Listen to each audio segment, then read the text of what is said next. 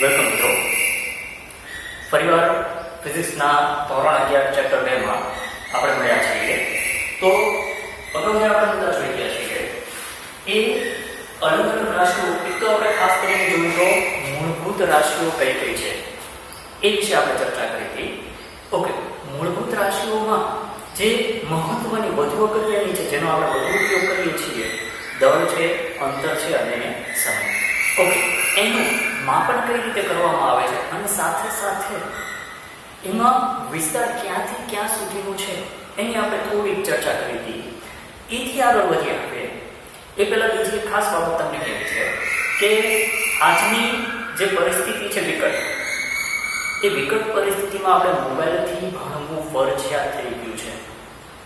પણ મોબાઈલથી ભણતી વખતે એક ખાસ જે ધ્યાન રાખવાનું છે કે મોબાઈલને જે તમે ઘણા બધા એવી ટેવો છે હાથમાં પકડી રાખે છે, તો મિત્રો એ ટેવ નહીં રાખીએ.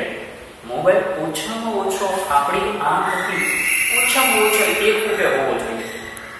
1 ફૂટથી વધારે રાખો તો વધારે સારું છે, પણ મિનિમમ 1 ફૂટે હોવો જોઈએ, જેથી કરીને આપણી આંખ જે છે, ફિઝિક્સ એવું કહે છે કે મેડિકલ સાયન્સ એવું કહે છે કે આંખની જે કેન્દ્ર લંબાઈ છે એને અનુસાર જો તમે વસ્તુ આંખથી સરેરાશ આશરે 1 ફૂટ 25 સેન્ટીમીટર જેટલા અંતરે રાખો છો તો આંખને એ વસ્તુ જોવામાં કોઈ કષ્ટ પડતો નથી. એટલે આંખની જે ક્ષમતા કહીએ ને, કષ્ટ વગર કોઈ વસ્તુ જોવાની, તો એમાં નજીકનો બિંદુ 1 ફૂટે છે, 25 સેન્ટીમીટરે છે, જ્યારે દૂરનો બિંદુ છે એ અનુતંતરે છે. એટલે 25 સેન્ટીમીટર કરતા વધુ દૂર રાખો, 1 ફૂટ કરતા વધુ દૂર રાખો તો આંખને કોઈ જોવામાં કષ્ટ પડતો નથી. બરાબર મિત્ર, આંખને કષ્ટ પડવાના કારણે શક્ય છે કે આગળ જતા લાંબા સમય સુધી જો અભ્યાસ રાખવાનો થાય આપણે મળે તો શક્ય છે કે લાંબા સમયે અત્યારે વર્ગમાંથી 2 કે 3 ને કદાચ ચશ્મા હોય તો શક્ય છે કે ફરીવાર જ્યારે ક્લાસ શરૂ થાય એ સંખ્યા 2 ગણી કે 3 ગણી કે 5 ગણી થઈ ગઈ હશે. એવું ન થાય એ બાબત આપણે ખાસ યાદ રાખીએ કે ફરીવાર ક્યાં રાખશું, મોબાઈલ કેટલે દૂર રાખવાનો, આંખથી ઓછામાં ઓછો કેટલા અંતરે, 1 ફૂટ. 1 ફૂટથી દૂર રાખો તો વધારે સારું છે. બીજું કે મોબાઈલને એકદમ હાથમાં નહીં પકડી રાખીએ, કોઈ વસ્તુના ટેકે મૂકી દઈએ એટલે જેથી કરીને આપણે સરખી રીતે એની સામે બેસી શકીએ. બરાબર, હાથમાં પકડી રાખીએ છીએ એટલે એક તો હાથને કષ્ટ પડે છે, ગળાને કષ્ટ પડે છે, માથું નમેલું રહેશે એટલે લાંબા સમય શક્ય છે કે ગળાનો દુખાવો થાય. બરાબર, તો એ બાબતોનું ધ્યાન રાખશું. કોઈ થોડેક ઊંચાઈએ જેમ આંખની સામે આવે, સમક્ષિતિજ રેખાની દિશામાં આવે આંખથી, એ રીતે આપણે મોબાઈલને કોઈ વસ્તુ પર ટેકવી દઈશું. ઓકે મિત્રો, હવે આગળના મુદ્દામાં જઈએ તો આવો જે આપણે મૂળભૂત રાશિઓની વાત કરી છે એને લઈને જ્યારે પણ ગણતરીઓ કરવામાં આવે છે, કોઈ ફિઝિક્સમાં માની લઈએ કે કોઈ અચાનકની શોધ કરે છે, માની લઈએ કે પૃથ્વીનો ગુરુત્વ પ્રવેગ, એ શોધાવું તો પૃથ્વીના ગુરુત્વ પ્રવેગનું મૂલ્ય યાદ હશે, કેટલું છે? 9મા ધોરણમાં આવ્યું છે ને. પૃથ્વીનો ગુરુત્વ પ્રવેગ કઈ રીતે દર્શાવીએ છીએ? g બરાબર કેટલો? 9.8 મીટર પ્રતિ સેકન્ડ સ્ક્વેર. આજે આંકડો આપણે સ્વીકારી લીધો છે. બરાબર, એ કોઈ એક સીધી સારી સરળ ગણતરી કરી એકવાર અને આ આંકડાનું મૂલ્ય મળી ગયું એવું હોતું નથી. એકનો એક પ્રયોગ ઘણી બધી વાર કરવામાં આવેલો હશે. એ જે પ્રયોગ કર્યો છે એને આધારે ગણતરીઓ કરવામાં આવી હશે. એ જે ગણતરીઓ છે એમાં દર વખતે કંઈક અલગ અલગ પરિણામ મળ્યા હશે. માની લઈએ મિત્રો કે તમને જ એક પ્રયોગ કરવાનો કહો કે કોઈ દોરી છે, દોરી સાથે નીચે એક દળદાર વસ્તુ લટકાવી દો, પથ્થર લટકાવી દો. દોરીની કંઈક ચોક્કસ લંબાઈ છે. એ જે દળદાર વસ્તુ છે એના કેન્દ્રથી લઈને દોરીના ઉપરના છેડાની લંબાઈ, એને L નામ આપી દો. ચાલો, હવે એ ઉપરનો છેડો કોઈ દ્રઢ આધાર સાધનને જકડી રાખ્યો છે. હવે આ જે પદાર્થ છે એને આ લોલક થઈ ગયું, સારું લોલક, એને દોલન આપો, ધક્કો મારું છું ધીમેથી, દોલનો શરૂ થયા. ચાલો, હવે એવું કરો કે 20 દોલન માટે સમય નોંધો. મોબાઈલમાં સ્ટોપવોચ આવે છે ને, સ્ટાર્ટ કર્યું 20 દોલન પૂરા થવા દીધા. બરાબર, ક્યાંથી શરૂ કરવું? કોઈ એક છેડેથી અંત્ય બિંદુથી શરૂ કરવું. આવો એક આપણે પ્રયોગ શીખવાના છીએ. અંત્ય બિંદુથી શરૂ કરવું. કેટલા દોલન થવા દો? 20 દોલન થવા દો. ચલો, અહીંયાથી શરૂ કર્યું હોય તો અહીંયાથી લઈને જ્યારે લોલક પાછું આવીએ છીએ ત્યારે એક દોલન પૂર્ણ થયું એવું કહેવાય. આવા કેટલા દોલન કરાવું છું? 20. જ્યારે 20મું દોલન પૂરું થઈને લોલક પાછું આ સ્થાને આવે ત્યારે સ્ટોપ વોચ બંધ કરી દઉં છું. ઓકે, જે કાંઈ સમય મળ્યો ને એમાંથી આની આ વસ્તુનું ફરીવાર પુનરાવર્તન કરો. એ જ વસ્તુ રિપીટ કરો. બીજી વાર, ત્રીજી વાર, ચોથી વાર, દરેક વખતે મળતા પરિણામ સરખાવો. તો ત્યાં તમે જોઈ શકશો કે દરેક વખતે કંઈક જુદા જુદા પરિણામ આવે છે. બરાબર, એટલે કાં તો પહેલું રીડિંગ ખોટું, કાં બીજું ખોટું, બધા રીડિંગ તો સાચા ન હોઈ શકે ને. એક જ દોલક, એક જ સાદું લોલક જે છે એ 20 દોલન કરવા માટે કંઈક ચોક્કસ નિશ્ચિત સમય જ લેવાનો છે.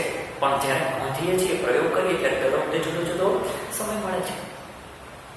ઓકે, હવે આપણે અહીંયા જે વસ્તુ શીખવાના છીએ ને એ બે વસ્તુ છે. પહેલું શું છે તો કે અહીંયા આપણે કીધું કે એકનો એક પ્રયોગ અલગ અલગ વાર રિપીટ કર્યો તો દરેક વખતે કંઈક જુદું પરિણામ મળે છે, અથવા દરેક વખતે પરિણામ બદલાવાની સંભાવના વધુ છે.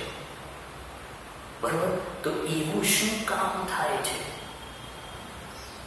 એવું શું કામ થાય છે? ક્યાંકથી કોઈક ત્રુટી ઉમેરાય છે, ક્યાંકથી માપનમાં કોઈક ત્રુટી ઉમેરાય છે. ઓકે, તો એ ત્રુટીઓ ક્યાંથી આવી શકે? ત્રુટીઓ ક્યાંથી આવી શકે આપણે એની ચર્ચા કરશું. ઓકે, એ પછી ત્રુટીઓ ઘટાડવા માટે જે આપણે વાત કરી કે એકનું એક અવલોકન ઘણી બધી વાર લઈએ, એ ઉપરાંત અવલોકન લેતી વખતે ચોકસાઈ વધારીએ. આ મહત્વનું છે.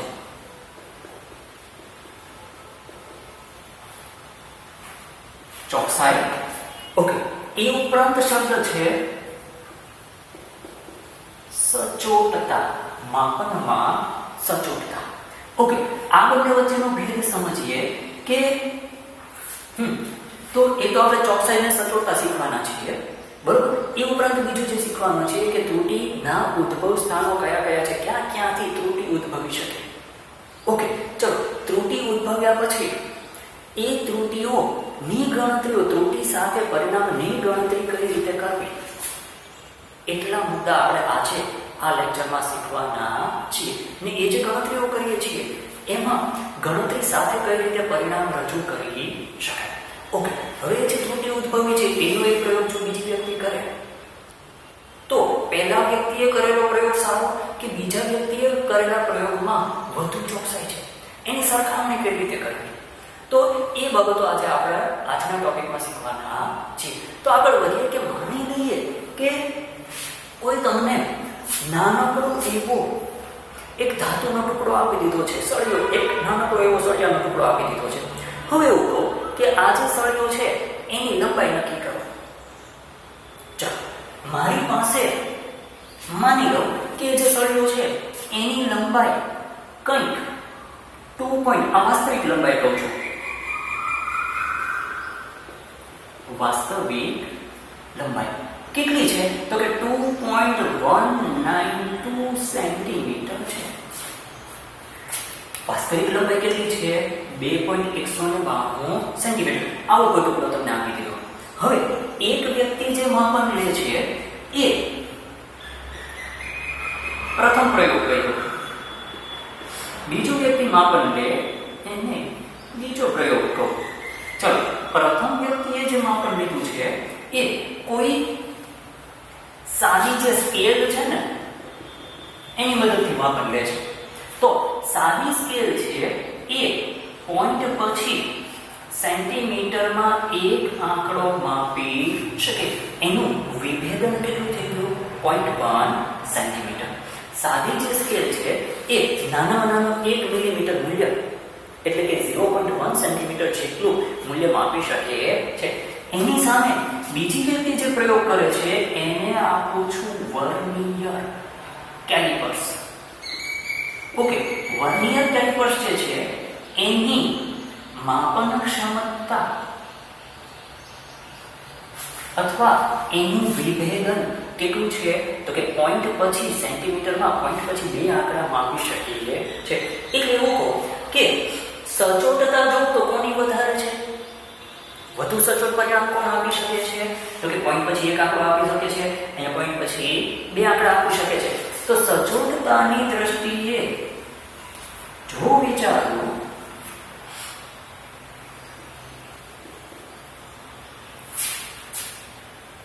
તો સચોટતા કોની વધુ છે, વર્નિયરની.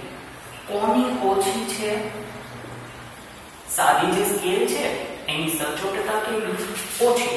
ઓકે, હવે પહેલો જે વિદ્યાર્થી પ્રથમ પ્રયોગ કરે છે એ મૂલ્ય કેટલું માપે છે તો કે 2.0. પોઈન્ટ પછી એક આંકડો માપી શકે છે ને. વાસ્તવિક લંબાઈ કેટલી છે 2.192 સેન્ટીમીટર.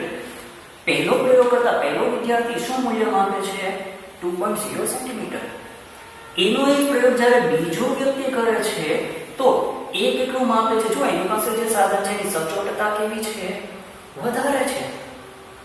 પણ કોઈક કારણસર એ કયું મૂલ્ય માપીને આપે છે મને તો તે 1.85. આ પોઈન્ટ પછી સીધી વાત છે. પોઈન્ટ પછી કેટલા અંકો માપી શકે છે કે સેન્ટીમીટરમાં પોઈન્ટ પછી બે અંકો માપી શકીએ છે. હવે મિત્રો બે પરિણામને સરખાવીએ વાસ્તવિક પરિણામ સાથે કે મેં જે ટુકડો આપ્યો હતો એની વાસ્તવમાં લંબાઈ કેટલી છે 2.192 સેન્ટીમીટર. આમાંથી વધુ યોગ્ય, વધુ ચોક્કસ પરિણામ કયું?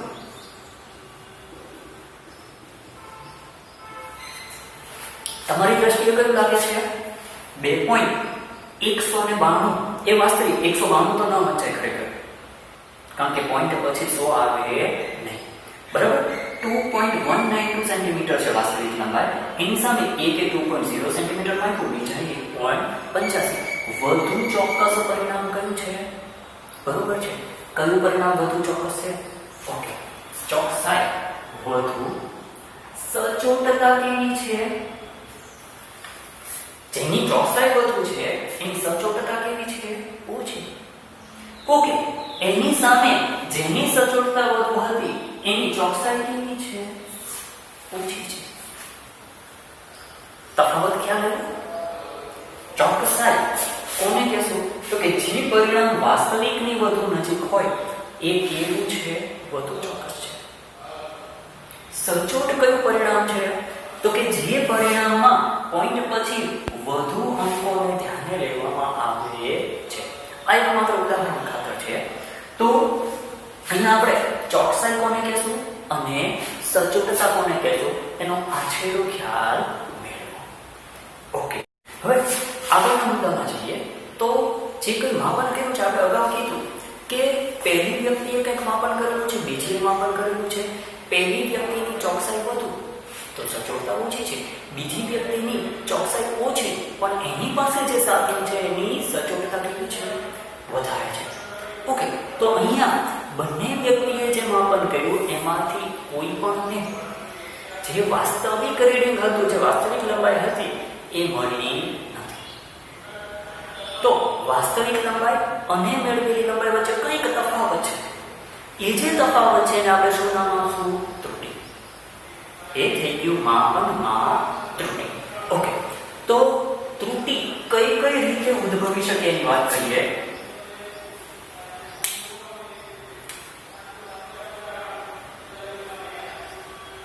તો માપનમાં જે ત્રુટી છે એના મૂળભૂત રીતે આપણે એના જે ઉદ્ભવ સ્થાનો છે એને મૂળભૂત રીતે બે ભાગ પાડીએ છીએ. એક છે વ્યવસ્થિત ત્રુટી. ઓકે, ની સામે શું કહેશું? અવ્યવસ્થિત ત્રુટી. ઓકે, વ્યવસ્થિત ત્રુટી અને અવ્યવસ્થિત ત્રુટી વચ્ચેનો જે મૂળભૂત તફાવત છે કે આ ત્રુટી જે છે એ કંઈક ચોક્કસ કારણોસર ઉત્પન્ન થાય છે. આ ત્રુટીના મૂલ્યમાં વધુ ચોકસાઈ રાખતા ઘટાડો કરી શકીએ છીએ. પણ એની સામે અવ્યવસ્થિત ત્રુટી છે એનું ઉદ્ભવ સ્થાન મોટા ભાગે આપણા હાથમાં એને કંટ્રોલ કરવું આપણા હાથમાં હોતું નથી. તો એવી જે ત્રુટિ છે કે જે અનિયમિત રીતે ઉત્પન્ન થાય છે. શું કહેવું?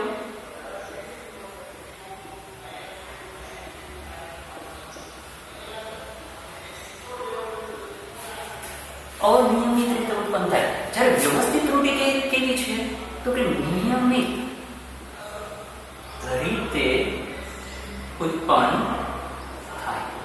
ઓકે, બીજી વાત કરીએ કે જે વ્યવસ્થિત ત્રુટિ છે એ કાં તો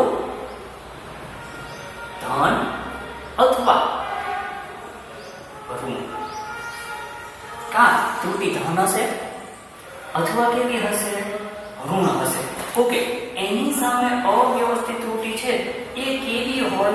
ધન કે ઋણ. ઓકે, જો તફાવત સમજો બે વચ્ચે. શું કહું છું? ધન કા ઋણ. કા ધન હશે અથવા ઋણ હશે. બરાબર. બીજી રીતે કહું, એક જ દિશામાં હોય, કાં તો પોઝિટિવ હોય અથવા કેવી હોય? નેગેટિવ. કા એટલે પહેલી વખતે રીડિંગ લઉં મને પ્લસ મળે છે, તો સંભાવના એવી છે કે બીજી વખતે રીડિંગ લેતા પણ વ્યવસ્થિત ત્રુટિ પ્લસ જ આવે. ત્રીજી વખતે રીડિંગ લઉં તો પણ કેવી આવે? પ્લસ જ આવે. નિશ્ચિત છે. ઓકે, કે નિયમિત છે. ની સામે અહીંયા ત્રુટિ કેવી હોઈ શકે? પોઝિટિવ પણ હોઈ શકે અને નેગેટિવ પણ હોઈ શકે. ઓકે, ચાલો થી આગળ વધીએ. તો અહીંયા જે વ્યવસ્થિત ત્રુટિ છે એ અલગ અલગ પ્રકારોમાં એ ઉત્પન્ન થવાના જે કારણો છે એને અનુસાર અલગ અલગ 3 ભાગોમાં વહેંચી દીધેલી છે. ઓકે, એમાં પહેલો પ્રકાર છે વ્યવસ્થિત ત્રુટિમાં 3 ભાગ પાડીએ છીએ. ઓકે, પહેલો જે પ્રકાર છે એ છે સાધનની ત્રુટિ. શું કહીએ છીએ પહેલા પ્રકારને? સાધનની ત્રુટિ. નામ પ્રમાણે કહી શકાય ને. શું કામ ઉત્પન્ન થતી હશે? શેમાં ત્રુટિના કારણે મૂલ્ય અથવા તો પરિણામમાં કંઈક ફેરફાર આવે છે? તો કે સાધનમાં કંઈક ખામી હોવાના કારણે પરિણામ હોય એના કરતા કંઈક અલગ મળે. તો એવી જે ત્રુટિ છે આપણે નામ આપીએ છીએ સાધનની ત્રુટિ. દાખલા તરીકે તમે 10માં જ્યારે રચનાઓ દોરતા ને ક્યારેક એવું થયું હશે કે ઘસાઈ ગયેલી, જેનો 0 ઘસાઈ ગયો હોય ને એવી સ્કેલ તમારા હાથમાં આવી હોય. યાદ કરો, આંખો બંધ કરીને યાદ કરો કે આપણે સ્કેલ ભૂલી ગયા હોય, કોઈ પાસેથી સ્કેલ માંગી હોય ને એની સ્કેલ સાવ ઘસાઈ ગયેલી હોય. બરાબર, 0 ઘસાઈ ગયેલું છે.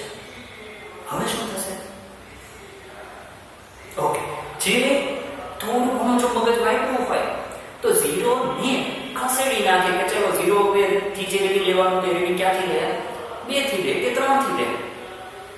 બરોબર ને? મારે 3 સેન્ટીમીટર ગણવા છે તો 0 થી 3 ગણું તો પણ 3 થાય, 2 થી 5 ગણું તો પણ કેટલું થાય? 3. બરોબર છે ને? પણ જો 0 થી જ ગણતરી કરું તો 0 તો ઘસાઈ ગયેલો છે. કંઈક ત્રુટિ ઉત્પન્ન થવાની છે. ઓકે, એવા જ કોઈ પણ સાધન છે. માની લઈએ કે સ્ટોપવોચથી સમય ગણીએ છીએ. સ્ટોપવોચથી સમય ગણીએ છીએ. જે સ્ટોપવોચ છે એનું બટન કેવું છે? થોડું કઠણ છે. એટલે પ્રેસ કરું, પહેલી વાર બીજી વાર પ્રેસ કરું કે દબાવવું પડે છે મારે. બરાબર? તો ગણતરી આપણે દોલનની વાત કરી ને કે દોલન શરૂ, દોલન કાં તો દોલન આ છેડે હોય ત્યારથી ગણવાનું શરૂ થતું અથવા સામેના છેડેથી ગણવાનું મધ્યમાંથી ગણાય ને. એ આપણે આગળ શીખીશું મધ્યમાંથી દોલનની શરૂઆત ગણતા નથી. ઓકે, તો કાં આ છેડેથી ગણો અથવા તો સામેના છેડેથી ગણો. પણ અહીંયાથી મારે ગણવાનું શરૂ કરવું છે, પણ સ્ટોપવોચ મારી ખરાબ છે. બરાબર? દબું ક્યાં લોલક આ સ્થાને પહોંચી ગયું છે. એટલે હવે જે મને અવલોકન મળવાનું, રીડિંગ મળવાનું છે, કંઈ ખોટું મળશે. શું કારણ છે? સાધનમાં કંઈક ખામી છે. ઓકે, બીજું જે છે એ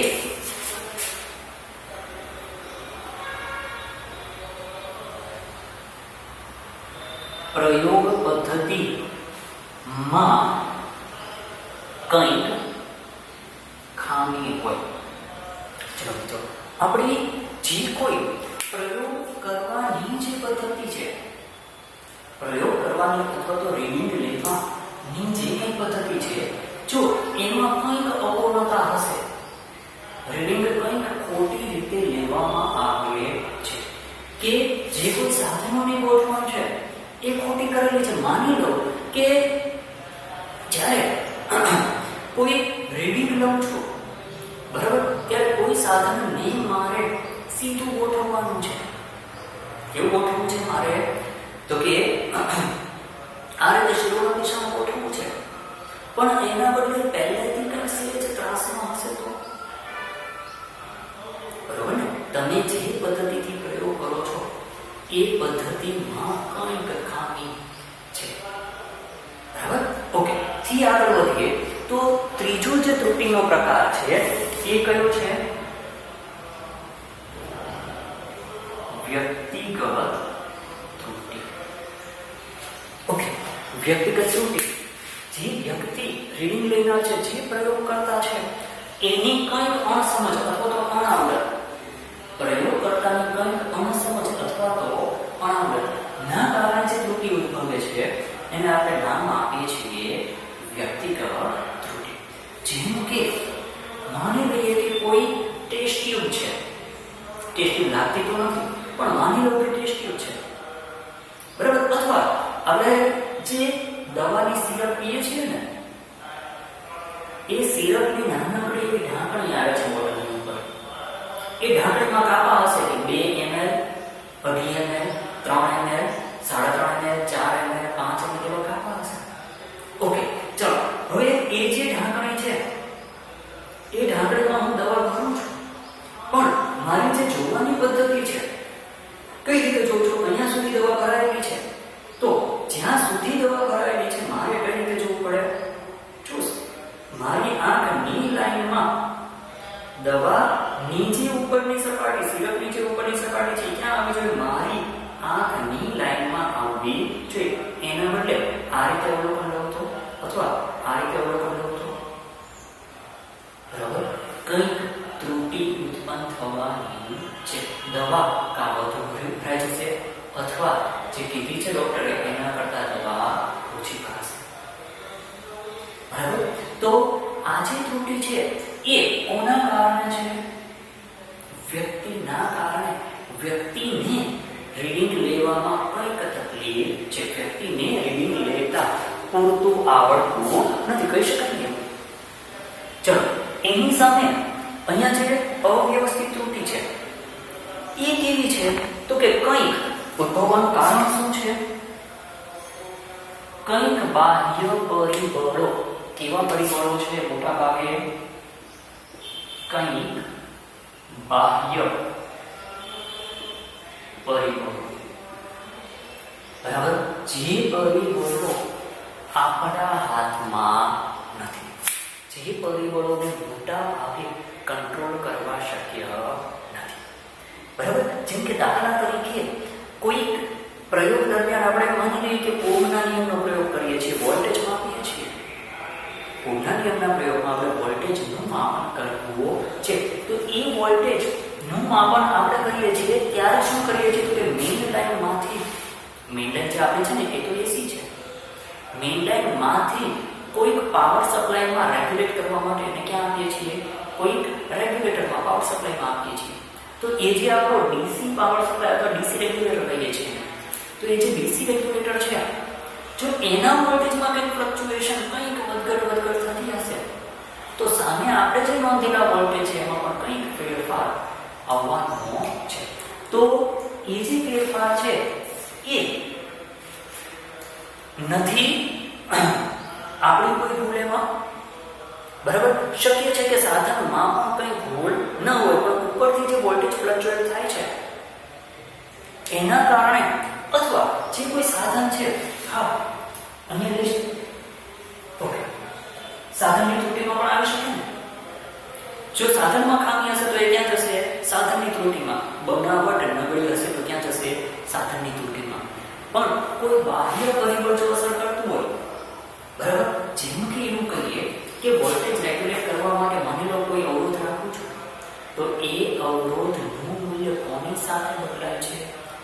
વાતાવરણ અથવા પરિસરના તાપમાન સાથે અવરોધના મૂલ્યમાં વધારો અથવા ઘટાડો થઈ શકે છે. તો અંદરની સર્કિટનો અવરોધ બદલાવાનો, ચલો સર્કિટનો અવરોધ બદલાય એટલે બહાર મને મળતો વોલ્ટેજ બદલાય છે. તો એ જે વોલ્ટેજનો ફેરફાર છે એ શું કરે છે? તો કે મારા ઓહમના નિયમના જે રીડિંગ છે એમાં કંઈક નાનકડો એવો, તો જો મોટા ભાગે શું થતું હશે, બાહ્ય પરિબળોની જે અસર હશે ને એ કેવી હશે? ખૂબ અવગણ્ય હશે, મોટા ભાગે અવગણ્ય હશે. તો આપણે જે કોઈ પ્રયોગ કરીએ છીએ, કારણ કે આપણે એટલી બધી ચોકસાઈ કે એટલી બધી સચોટતા વાળા સાધનો પણ નથી વાપરતા પ્રયોગ આપણી લેબમાં, અથવા એટલી બધી ચોકસાઈ વાળા રીડિંગની પણ આપણે જરૂર હોતી નથી. એટલે મોટાભાગે લેબમાં અવ્યવસ્થિત ત્રુટિની આપણે અવગણવી પડે છે.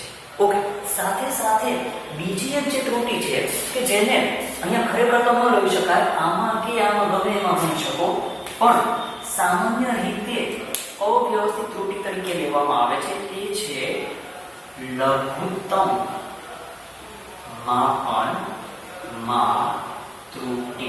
ઓકે, કયા માપનની વાત કરવી છે મારે? લઘુત્તમ માપન. ઓકે, કેવું કહો કે આપણે અગાઉ જે વાત કરી ને કે કોઈ સળિયાના ટુકડાની મારે લંબાઈ માપવી છે. હવે આ લંબાઈ માપતા વખતે મારી પાસે સાધન જે છે એની ચોકસાઈ કેટલી છે મારે જોવું પડશે. જો આની લંબાઈ હું સાદી સ્કેલથી માપું, બરોબર, તો માની લો કે ચલો મને રીડિંગ મળે છે 5.1 સેન્ટીમીટર. સાદી સ્કેલથી માપું તો પોઈન્ટ પછી કેટલા આંકડા લખી શકું? 1 આંકડો. એની બદલે શેનાથી માપું? વર્નિયર કેલિપર્સથી, કે જેની ચોકસાઈ કેટલી છે? તો કે પોઈન્ટ પછી 2 આંકડા સુધી, સેન્ટીમીટરમાં પોઈન્ટ પછી 2 આંકડા સુધી. તો મને કંઈક આવું રીડિંગ મળે છે. હવે અહીંયા બંને રીડિંગને સરખાવો તો પોઈન્ટ પછી મારી પાસે એક જ રીડિંગ હતું. હજુ આના કરતા વધુ ચોકસાઈ વાળું સાધન વાપરી શકાય ને, બરાબર ને? ઓકે, વર્નિયર કરતા સ્ક્રૂ ગેજ વાપરું તો ચોકસાઈ વધવાની છે. તો અહીંયા જોઈએ કે જ્યારે આનાથી મેં રીડિંગ લીધું છે ત્યારે પોઈન્ટ પછી બીજા આંકડાની મને ત્રુટિ મળે છે. પોઈન્ટ પછીનો પહેલો આંકડો જ ચોકસાઈપૂર્વક અથવા સચોટતાથી માપી શકીએ છીએ. તો એ જે ત્રુટિ છે એના શું નામ આપીએ છીએ? લઘુત્તમ માપનમાં ત્રુટિ. ઓકે મિત્રો, તો હવે ત્રુટિ ઉદ્ભવવાના જુદા જુદા કારણ છે, બરાબર? જેમ ચોકસાઈ વધારે રાખીએ કે વધુ સારા સાધનો લઈએ અથવા યોગ્ય પ્રયોગ પદ્ધતિથી પ્રયોગ કરીએ, વધુ ચોકસાઈ સાથે રીડિંગ લેવામાં આવે તો મોટા ભાગે ત્રુટિ નિવારી શકાય